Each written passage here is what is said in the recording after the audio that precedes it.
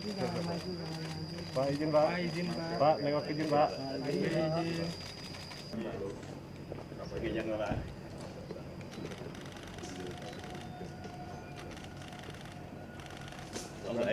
Sedang melukis apa sekarang?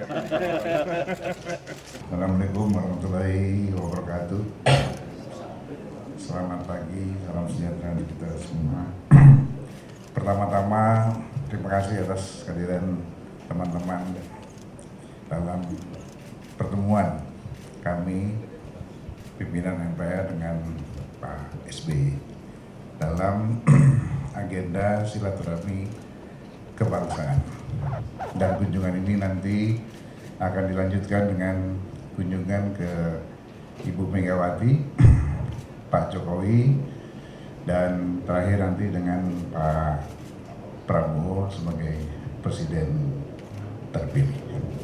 Mudah-mudahan nanti setelah dari Pak SBY tanggal 6 dengan Amin Rais, ya, tanggal 5 ya, kita berharap nanti dengan Pak Presiden Jokowi, lalu dengan Bu Mega, dan kemudian terakhir nanti dengan Pak Prabowo. Nah, hal-hal penting yang tadi kami bicarakan adalah yang pertama bahwa Pak SBY berpandangan amandemen itu atas Undang-Undang Dasar bukanlah hal yang tabu. Ya.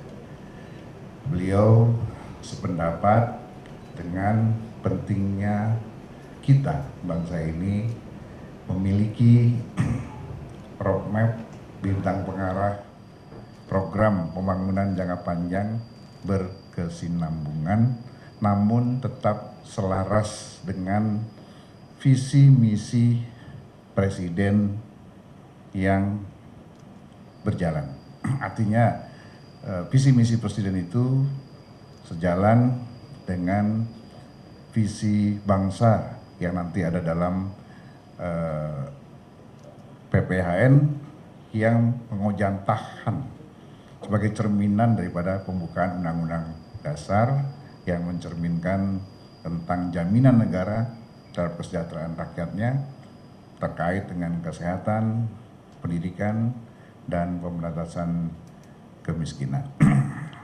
Nah, lebih dari itu juga tadi Pak Syarif Hasan menyampaikan tentang rencana MPR untuk melakukan revisi tata tertib, di mana ini menyangkut tentang tata cara pengambilan sumpah dan pelantikan presiden yang kita akan upayakan sesuai dengan apa yang tertera dalam Undang-Undang Dasar kita.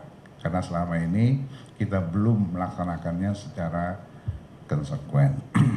Kemudian juga tadi disinggung tentang sistem presidensial yang harus terus kita jaga, jangan sampai terjebak pada sistem oligarki, apalagi oligarki itu nanti berkolaborasi dengan plutokrasi ya. Kemudian termasuk juga Pak Syarif Hasan menyampaikan tentang pentingnya setiap pergantian kepemimpinan bangsa atau pergantian presiden dan wakil presiden dilakukan semacam lepas sambut seperti yang dicontohkan oleh Pak SBY ketika melakukan lepas sambut kepada Pak Presiden Jokowi di Istana 10 tahun yang lalu. Kemudian kita sudah berkeliling dengan beberapa penekanan dan masukan-masukan terakhir dari Pak SBY tadi. Pak Budiono menekankan lebih pada sisi ekonomi yang nanti kita sudah susun. Ya. Kemudian Pak JK lebih pada penekanan, penegakan dan kepastian hukum dan tumpang tindih hukum yang selama ini masih ada.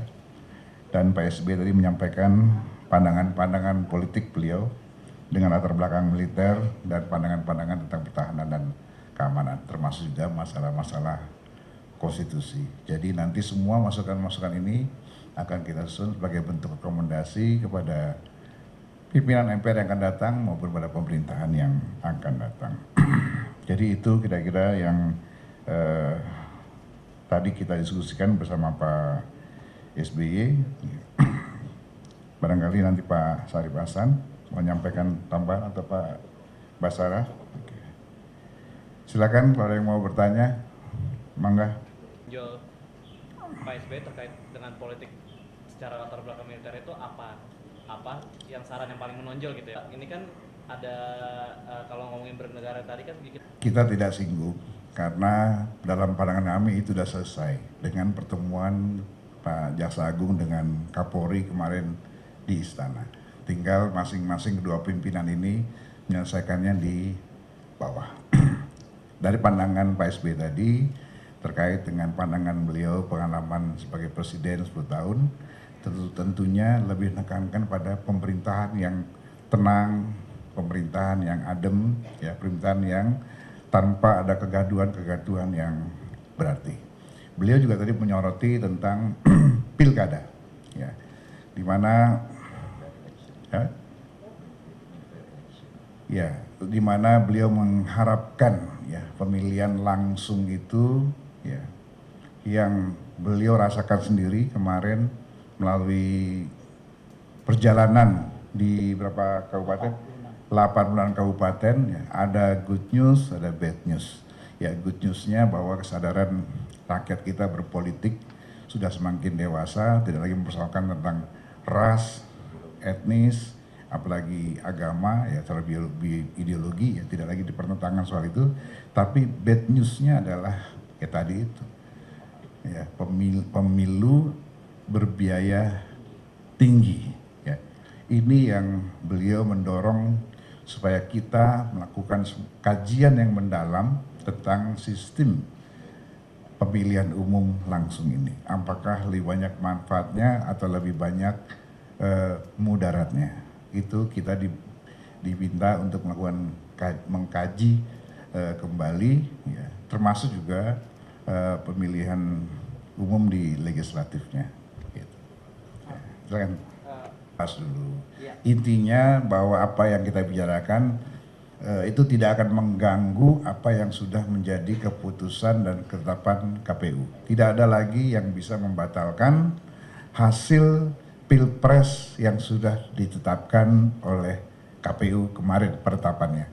Yang kita lakukan hanyalah menguatkan, ya, dan menyesuaikan agar sesuai dengan bunyi Undang-Undang Dasar kita, yaitu dengan keluarnya dengan keputusan TAP MPR atas penetapan, meresmikan penetapan itu, ya, yang sifatnya basicing administratif dan mekanisme pengambilan sumpah dan pelantikan, karena bunyi Undang-Undang Dasar kita adalah MPR melantik. Artinya mulai berlaku pada saat pelantikan ini, Pak? Ya, kita akan bicarakan nanti di sidang paripurna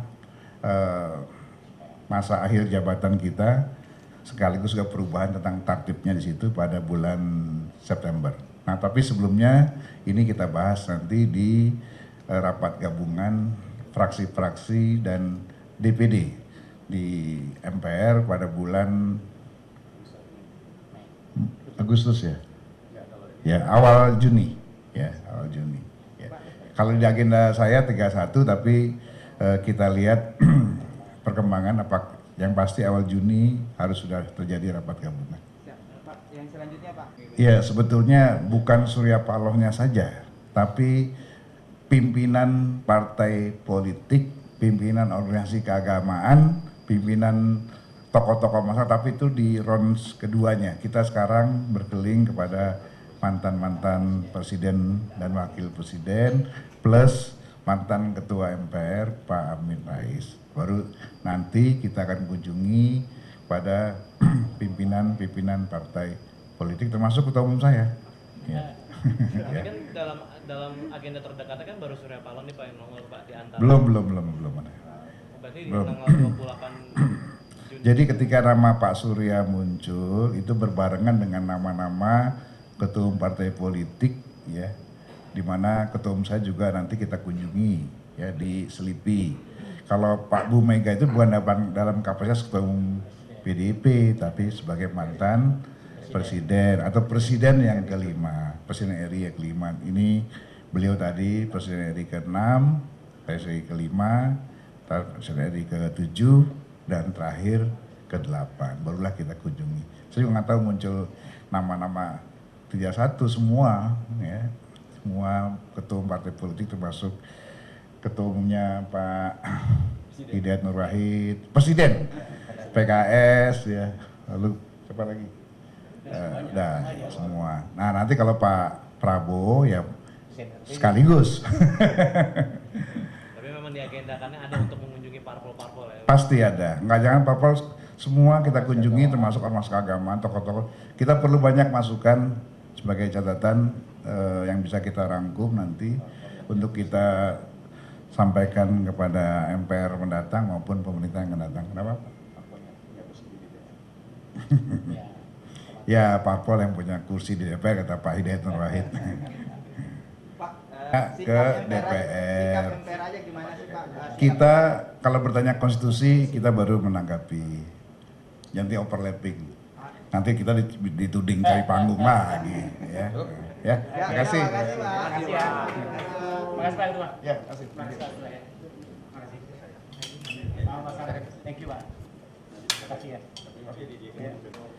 Saya ralat, ini barusan dapat informasi dari Pak Bu Sekjen, undangan rupanya untuk seluruh ketua umum partai politik sudah disebar. Ya. Ketua umum partai politik sudah disebar, mantan ketua MPR sudah disebar, mantan presiden dan wakil presiden sudah disebar. Dan yang kita bertemu adalah yang sudah memberikan respon atau jadwal. Nah ternyata selain Pak Amin Rais sudah memberikan respon jadwal tanggal 5, tanggal 4-nya rupanya ada Pak Sudarto, ya, Ketua MPR, mantan Ketua MPR, dan Pak Surya Paloh, betul, tanggal 4 Juni jam 10. Yes. Sambil menunggu nanti ketua umum partai politik yang lain. Untuk ketua umum partai Golkar nanti saya cek sendiri. Ya. Berarti undangan sebenarnya udah disebar. Sudah sebar. Pak Hidayat Wahid bagaimana ketua umumnya? Oh baru datang dari luar negeri, jadi baru mau cek. Jadi rupanya semua sudah disebar, barusan Bu Sekjen ngasih sampaikan saya supaya jangan ada kekeliruan informasi. Ya, sampai bertemu di tanggal-tanggal yang tadi disebutkan.